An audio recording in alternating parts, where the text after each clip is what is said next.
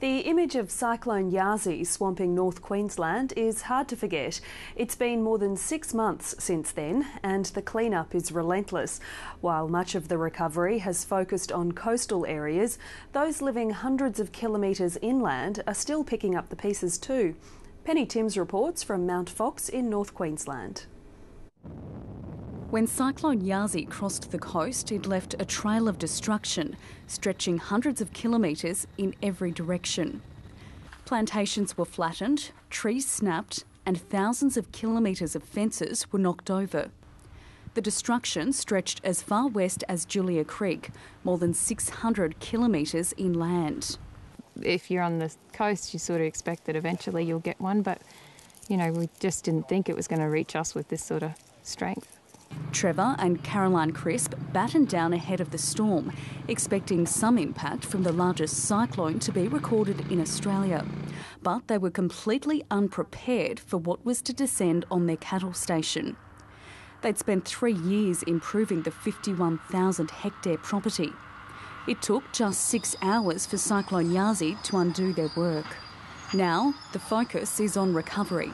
It's more long-term now that we're starting to see the effects more so. At the start it was all about the cyclone and about it immediately, but now we're starting to really see how long the devastation's sort of going to take to regather this place.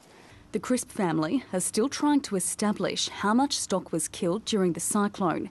Many areas are still inaccessible. It won't be until after next year's muster that they'll know the exact number of cattle killed.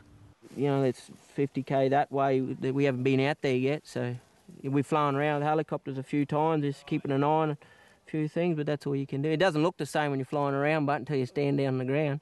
The Reconstruction Authority and the Queensland Government's Operation Cleanup is helping rural landholders. The scale that you've seen here today is the first that you've seen of this nature, and it's enormously expensive, a catastrophic impact of this nature. And it takes a lot of coordination, a lot of commitment by people to clear it up. The program's received 800 requests for help. 400 have been processed. Some landholders needed financial assistance. Others required extra hands to help clear paths for cattle so they could access what's known in the industry as lick, the disbursement of a nutritional supplement. By the time you add up all the internal fence lines and then the lick roads, well, Operation Cleanup's helping with a lot of the essential lick roads, getting the majority of them open back up. So that'll help with the livestock management and those sort of practices that we need to get rolling. For many cattle producers in Yasi's path, this year's muster will be more expensive than usual because of fallen debris. More helicopter work will be needed to round up stock, which will increase running costs. And next year we'll concentrate on doing that paddocks back up again, so...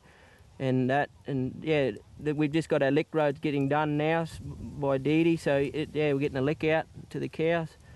So, next year our calving rate will be a bit down because no lick in that this year. The government has set aside $20 million to help with the North Cyclone recovery through the Reconstruction Authority.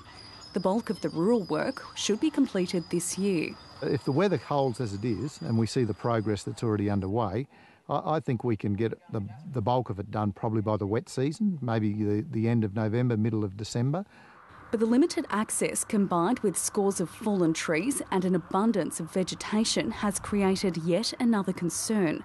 Annual hazard reduction burns won't be able to be carried out in some areas this fire season. Authorities are worried that this could create a potential fire risk next year. It'd be a tragedy. We've had this event. No lives were lost. It would be an absolute tragedy that if we lost lives and further property as a result of poor practices in the future. So we just need to be careful of that. The Reconstruction Authority is working closely with the Rural Fire Service to monitor and reduce the fire threat. But for many, each day brings progress and every offer of help is welcomed. Between the properties around here and talking to a few of our neighbours and stuff, everyone's really impressed with getting this help, and it really helps put things back on track.